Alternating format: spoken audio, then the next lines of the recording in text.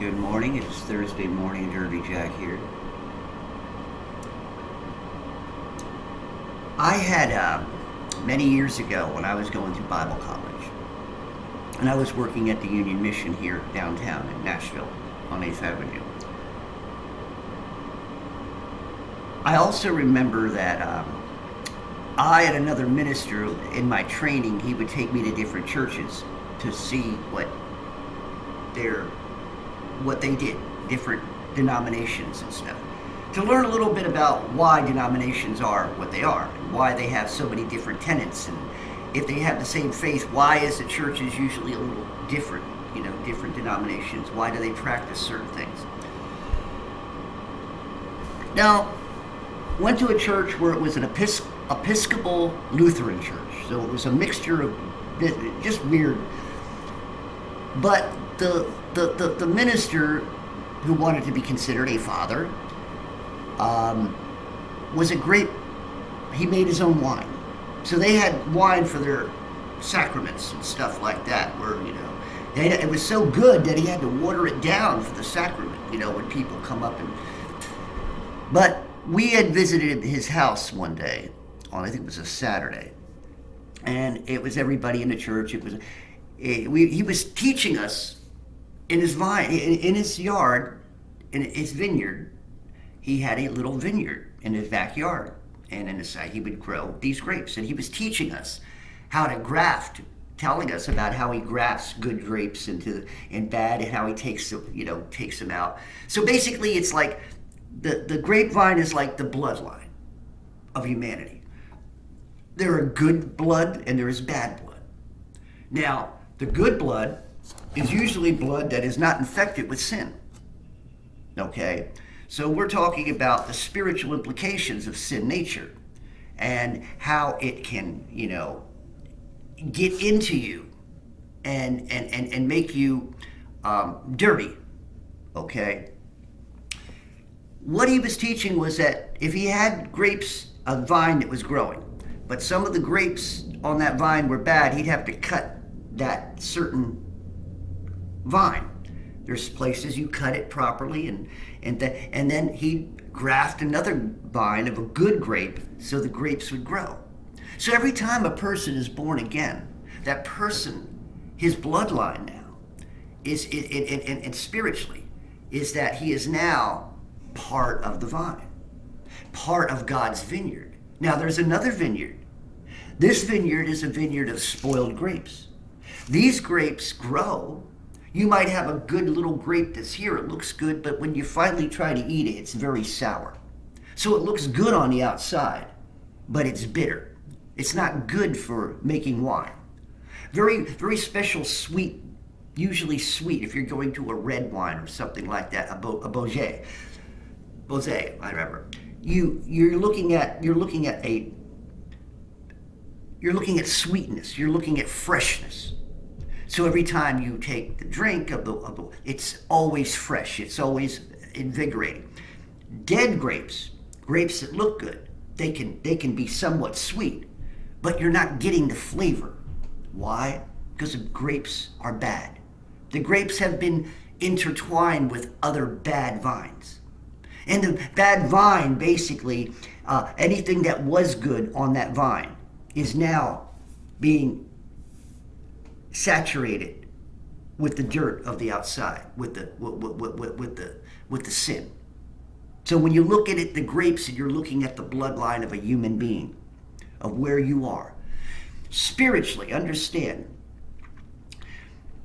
in the Catholic religion, okay, liturgical, they believe that, when you drink, like the Catholic, when you drink the wine, he turns it into, miraculously is able to turn it into the blood of Christ, right? Then when you eat of the bread, it's the flesh, right? That's a spiritual recognition. Unfortunately, they take it too far, because every time they do it, they're doing it over and over again. And that's not, if you're doing, you're doing any type of, you're doing it out of recognition. What they do is they take it a step further, making you think, well, you are eating, you are doing this. And it seems like you're constantly putting Jesus back in the grave or keeping him on the cross. And I've said that before. Every time you go to a Catholic church, Jesus is on the cross. There ain't no blood. I mean, the blood's there, but he's still alive on that cross suffering, or he just died. They won't bury him and let him resurrect. So they keep him on the cross. How can his blood help anybody when he's still on the cross? And what I'm saying is, that's not what happened. Jesus was taken off the cross. But if you bring to the understanding of a person's mind that when they see that image, that's where they're at. It's like I've always stated, they say, well, leave your luggage at the cross. Yes, leave your luggage, but don't stay there with the luggage. You now have got to move on to the burial place to be resurrected, to rise again in the spiritual. So, you have got to become a good grape. You have got to be intertwined in that grape. Now listen, chapter 15, John. I am the true vine.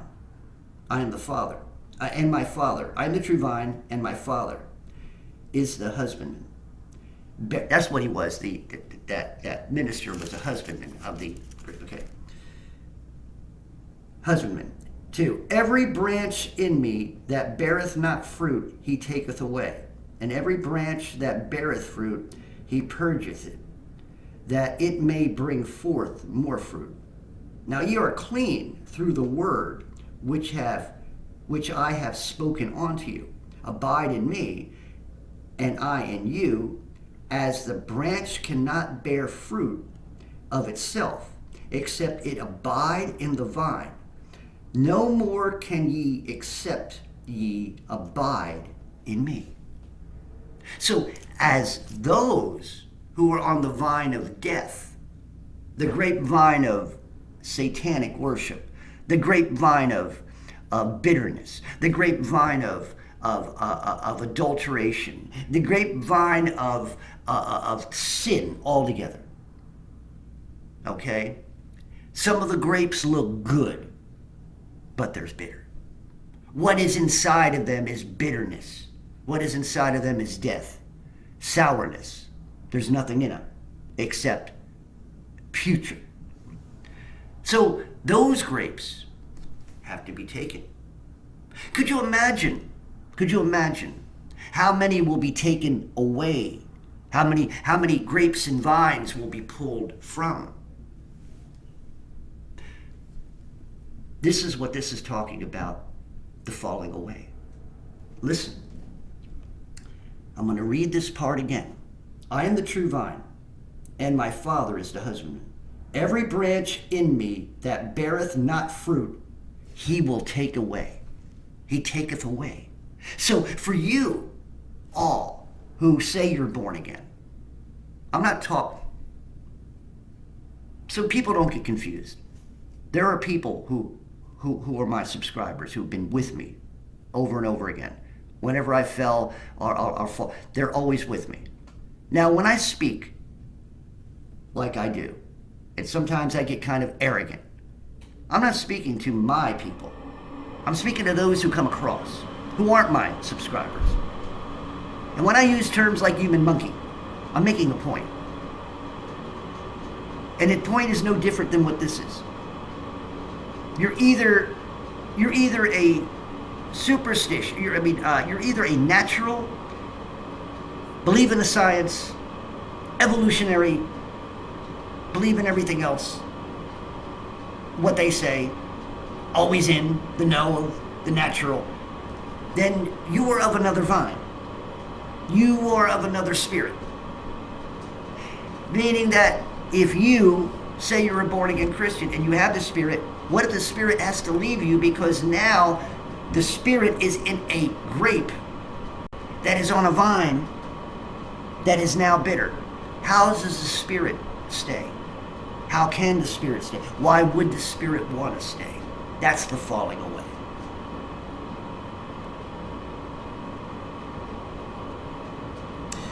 For abide in me, and I will abide in you. Abide in you. as the branch cannot bear fruit of itself.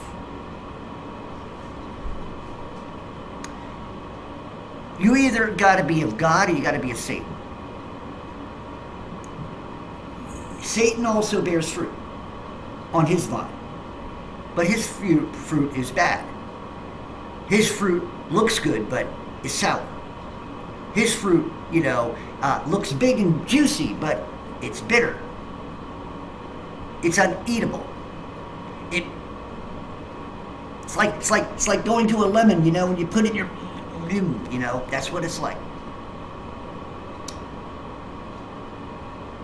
If a man abide not in me,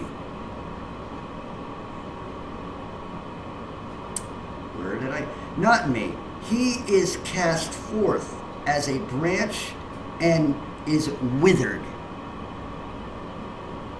So, if you have a branch of people, not just the grapes, but that branch, every grape on that branch is bad. So if you take the branch, you're also taking whatever grapes were on that branch and you're taking it away from the good. That's the falling away. That means that there are going to be many Christians when the time comes, who will not be taken, who will be left behind because they're on a branch. They're grapes on a branch that have died. They don't even know it. They don't know how bitter they are. They don't recognize it because it's been disguised. It's like you make wine, and this is something he told me, that this minister, he told us, was that there is cheap wine. What do is they mix a few good grapes in with the bad grapes, and they add sugar and other. So the wine ends up tasting good, but it's not good enough. It's like a cheap bourbon or a cheap whiskey, right? I remember back in the day, you go out and buy yourself a bottle of Thunderbird, that white, evil stuff. Make you sick as a dog the next day when you're young, But anyway, so the falling away has to do with grapes on a vine being taken away. And see, a lot of Christians are, people who believe in the world are grieving the Spirit. And the Spirit is the life of the grape. Because it can't grow. You're either on God's side or Satan's side. You can't be in the middle. Because one or the other, you're a grape growing on a vine. But are you a good grape or are you a bad grape? See, that is going to have to be the question, and that's going to have to be the dilemma. So, I needed to say that. Now, hold on, let me just try to see one more area I wanted it. All right.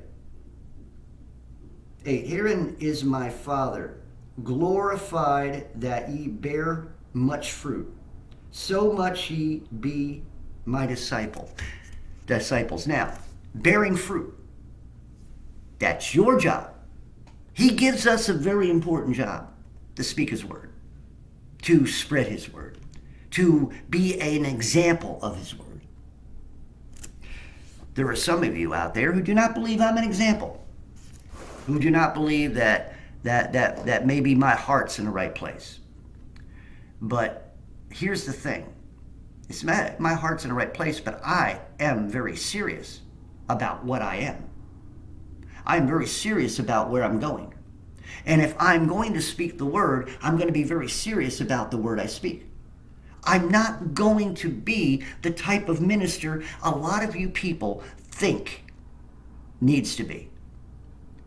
Those ministers are not doing their job because most of them are very religious. Number one, religion puts you on a bad vine. Religion. Because religion is mingled with laws. What did Jesus come to do? To free us from the burden of the laws. The burden of the commandments. To be able to do the commandments and live under the commandments but not have the burden of them. Because he said, hide them in your heart. Nobody needs to tell you what to do. You already know.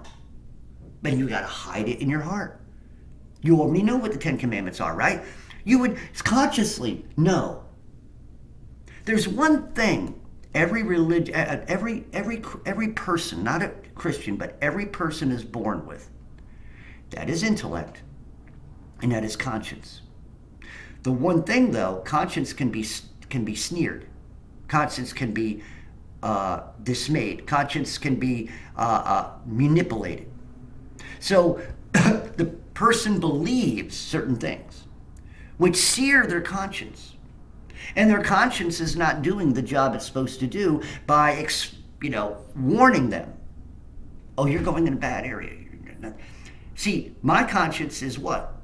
Now controlled by the Spirit of Christ. I know what I do wrong. I know what I do right. I know when I err. I can't hide it from myself. I've said it before about my language. I know. I'm not sitting here saying that I am right all the time. I'm not perfect. And see, that's the problem. A lot of you Christians don't seem to understand. Especially if you think about ministers, you think, well, they just look so perfect up there. And so, no, they're not. And you got to stop putting people on a pedestal. A minister is not perfect. Any person who's of God is not perfect. But you are always striving for perfection. And you are always striving to be in the Spirit. And the only thing perfect within you is what? That Spirit. So, anything else I could read from here? These things, 11, these things have I spoken unto you, that my joy might remain in you, that your joy might be filled. Think about this. This is Jesus, red letters, speaking. He's speaking to John. He's speaking to his apostles. And he's filled with joy, knowing that he's going to go onto the cross and die for these people. And he's full of joy. See, that goes against your you're going to die. You know you're doing it for a good, but yet, he's saying his heart is full of joy. And he wants to share that joy with his apostles, with others. The joy. And see how alien that sounds to you? When you think about it, if you sat there and for a little bit with the natural mind, and you sit there thinking about it, you're going to die and that's joyful? You're going to leave us and that's joyful? And you want me to be joyful because you're going to die on a cross? Sounds alien, but guess what? Yes. When you think of Jesus on the cross, be joyful. Don't be sad. Because when he's off that cross and he's buried, the spiritual vine rises. Then, only then, after Jesus had gone back up, now with the Holy Spirit within you, the vine is now in you. The vine of good grapes. But, the important part of this is that you're going to have to stay within the vine of goodness and not allow that vine and you as the grape to be mingled with bad vines and bad grapes. That's why I speak the way I do. That's why I give the accounts the way I do. Because these little ministers who speak so soft and influential and sound so good and have been so polished in the way they're sending their congregations to hell because they're not speaking the word as a grape on the vine of fullness, of richness, of life. They're speaking from the vine of death. The vine that's dying. The vine that looks good and sounds good, but has a little bit of a smell to it, an odor. Putrid. It's there. Got to get a little closer. Sometimes you don't smell it. Sometimes you don't see it because it looks so good on the outside. See, some of you look at me and you see what you see on the outside. Your nature won't let you see what's on the inside. That's where my subscribers come in.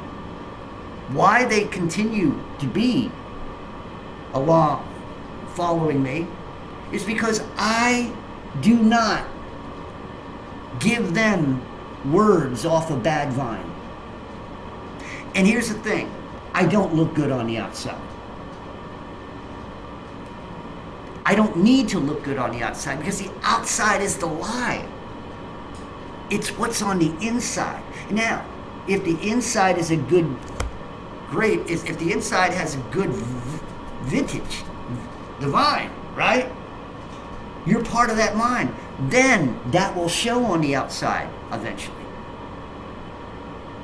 Then you'll see the whole package. You see it when you first speak to somebody on the inside. Then you see it. Remember, I've stated, when Jesus came back, he met a couple of his apostles on the road. I forgot where it was going. But they didn't see him. He was far off. They didn't know who he was at the moment. But as soon as he got closer and he started to speak, then they realized it was their Savior. They realized he did resurrect. He is here. But in the beginning, they didn't see that. They had to hear what was in the inside. Then they seen it manifest itself, and they seen who Jesus was. The reason being for that particular moment is because if you are on the vine, what they see of you on the outside should be what's on the inside. And what is that? The Spirit of Christ. So they should see the Christ manifested on the outside, which is also on the inside. So there's your lesson of the physical recognition of the grape and the vine. Take it as you will. Take it not at all. Believe or not believe. Recognize whether you're on the right vine or not, or whether you should purge yourself from the vine you're on. Because if you're not on the, if you are on the right vine, but you are trying to mingle yourself with the vine of the world and the grapes of the world that are on those vines, bad bloodlines, bad vines, then you will eventually only manifest the bitterness. What I manifest is the realism. It sounds bitter, but if you listen to the words, you listen to the message, and not worry about the